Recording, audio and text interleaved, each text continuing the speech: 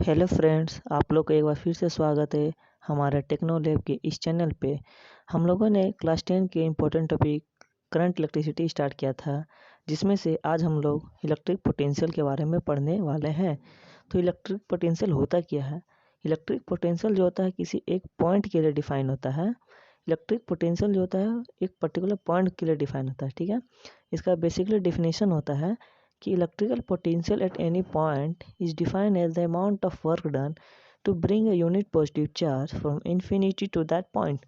मतलब कहने का मतलब है कि किसी भी यूनिट पॉजिटिव चार्ज को अगर हम लोग इन्फिनिटी से लेकर के आते हैं किसी पॉइंट पर, जितना वर्क लगा उसी को हम लोग बोलते हैं इलेक्ट्रिक पोटेंशियल। चलिए हम लोग देखते हैं। Let us suppose here it is a point A, ठीक है। ये हमारा एक इन्फिनिटी मतलब बहुत दूर से एक पॉजिटिव चार्ज है हमारा प्लस क्यू। इसको हम लोग इस पॉइंट पर लाते हैं। इसको मूव करवाने में जितना वर्क लगा उसी को हम लोग क्या बोलते हैं? पोटेंशियल एट पॉइंट ए, ठीक है। इसको हम लोग डिफाइन करते हैं V is equals to W by Q. ये बहुत ही इम्पोर्टेंट फॉर्मूला है। मतलब कि जितना वर्क लगा एक पॉजिटिव चार्ज को इन्फिनिटी से किसी पॉइंट पर लाने के लिए, वो उसका पोटेंशियल कहलाता है। और इसमें हम लोग थोड़ा जान लेते हैं कि इसका SI यूनिट क्या होता है। It's SI unit is volt.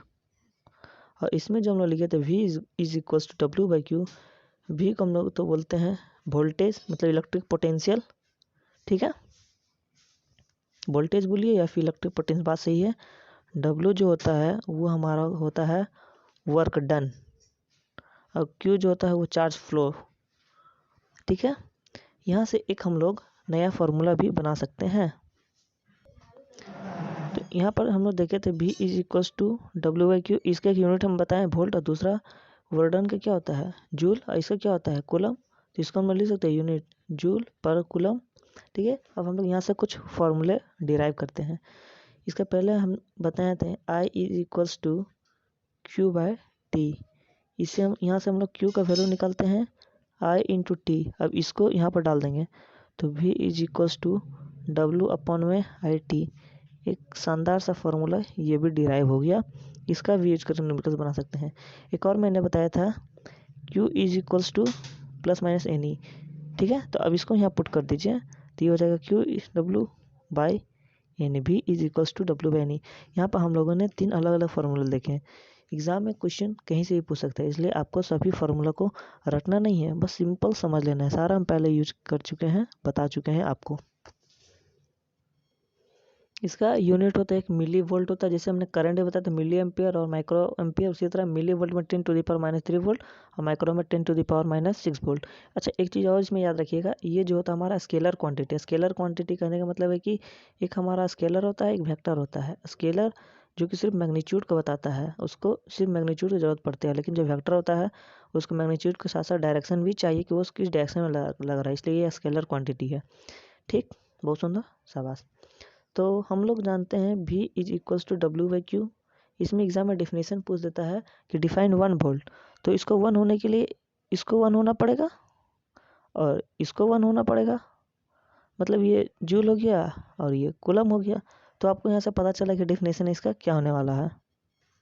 यहाँ से हम लोग सीधा पता चल रहा है कि अगर 1 joule of work is to be done in moving 1 coulomb of charge, then it is said to be 1 volt. तो आप लोग इसका डेफिनेशन समझ में आ गया कि if 1 joule of work is to be done in moving 1 coulomb of charge, then it is said to be 1 volt. Very important. हम लोगों ने पढ़ा इलेक्ट्रिक पोटेंशियल, अब हम लोग पढ़ते हैं इलेक्ट्रिक पोटेंशियल डिफरेंस। याद रखिएगा, पोटेंशियल जो होता है किसी एक पॉइंट के लिए होता है, और इलेक्ट्रिक पोटेंशियल डिफरेंस जो होता है वह 2 पॉइंट के बीच होता है। इलेक्ट्रिक पोटेंशियल डिफरेंस जो होता है वो किसी 2 पॉइंट के बीच में होता है। जैसे कि यहाँ पर हमने डिफिनेशन लिखा है कि the electric difference between 2 point, याद रखिएगा, between 2 point is defined as the amount of work is to be done in moving a unit positive charge from point B to from point A. अगर मान लीजिए हम लोग यहाँ पर मान लेते हैं ए, यहाँ पर मान लेते हैं हम लोग बी, तो यहाँ पर एक यूनिट पॉजिटिव चार्ज को रखे हैं, इसको हम मूव करवा के यहाँ पर लेते आते हैं।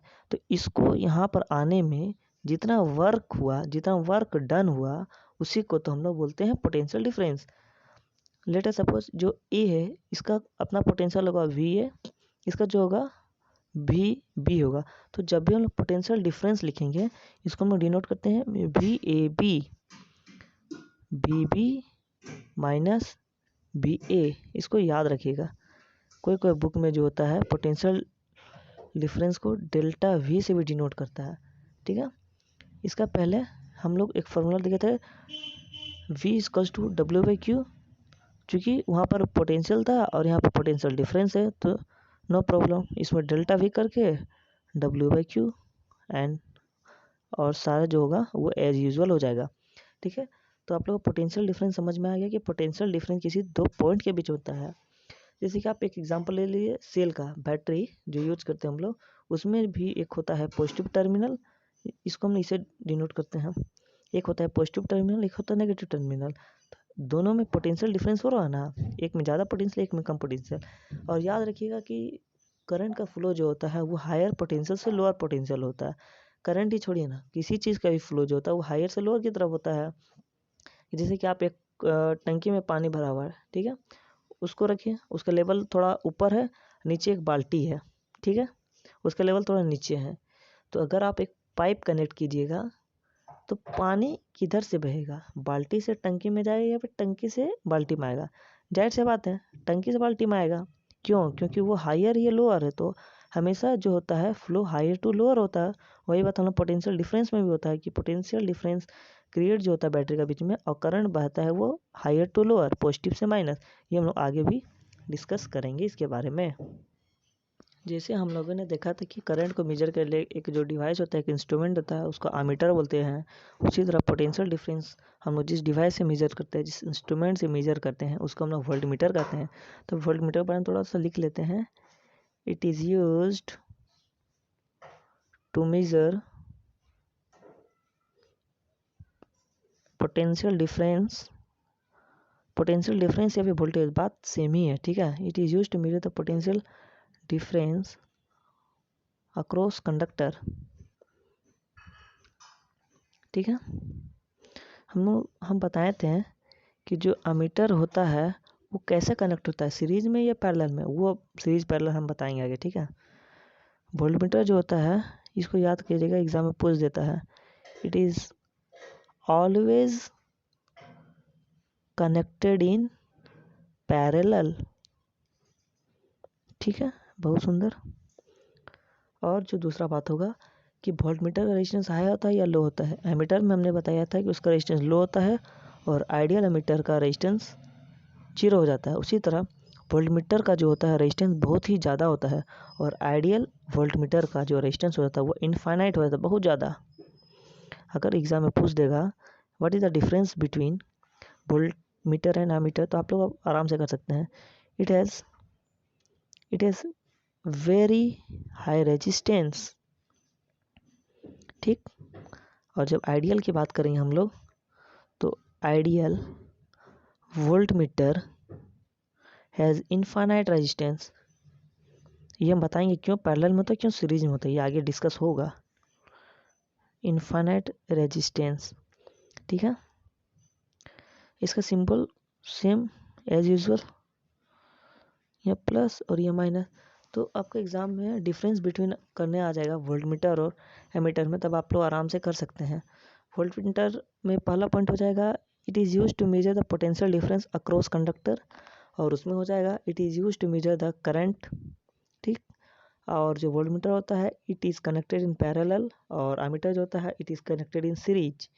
और वोल्टमीटर का रेजिस्टेंस बहुत ही हाई होता है जबकि एमीटर का रेजिस्टेंस बहुत ही कम होता है। आइडियल वोल्टमीटर का इनफाइनाइट रेजिस्टेंस होता है, आइडियल एमीटर का 0 रेजिस्टेंस होता है।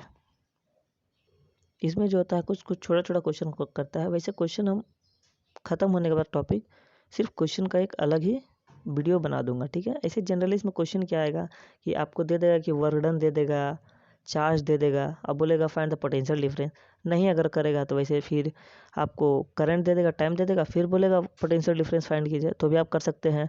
Delta V is equals to W by Q और I is equals to Q by T, तो Q equals to I T, वो फॉर्मूला डालेंगे, हम लोग क्वेश्चन को बना देंगे। जनरली इसमें आसान आसान ही क्वेश्चन आता है कि चार्ज दे देगा, पोटेंशियल डिफरेंस दे देगा, अब बोलेगा वर्क फाइंड कीजिए, तो कौन सा बड़ा काम करना है। W is equals to V is equals to W by Q कर देंगे, क्यू का वैल्यू दे दिया और वी का वैल्यू दे दिया, तो वर्क डन तो ऐसे ही निकाल लेंगे हम लोग। ठीक है, हम लोग आगे बढ़ते हैं। अब हम लोग जानते हैं थोड़ा इलेक्ट्रिकल सर्किट के बारे में। इलेक्ट्रिकल सर्किट बेसिकली कुछ होता नहीं है, यह जो होता है एक पाथ होता है। ठीक है, जैसे हम लोग को चलने के लिए पाथ चाहिए ना, वैसे कि करंट को बहने के लिए पाथ चाहिए, वही पाथ जो होता है वो इलेक्ट्रिकल सर्किट कहलाता है।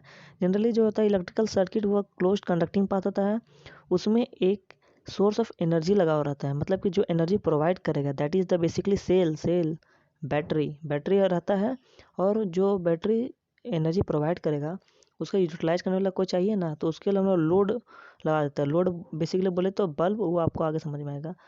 तो बल्ब लगाते हैं, तो जैसे ही हम लोग एक पाथ प्रोवाइड करते हैं तो करंट फ्लो करने लगता है, और जो इलेक्ट्रिकल एनर्जी निकलता है बैटरी से उसका यूटिलाइज करता है बल्ब।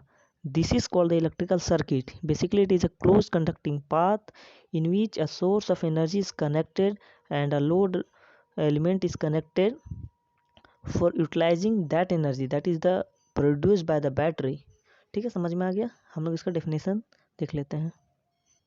चलिए मैं एक बार डेफिनेशन पढ़ देता हूँ। An electrical circuit is a closed conducting path, a source of energy, जो कि एनर्जी का सोर्स होता है वो battery, and a device load which utilizing the electrical energy.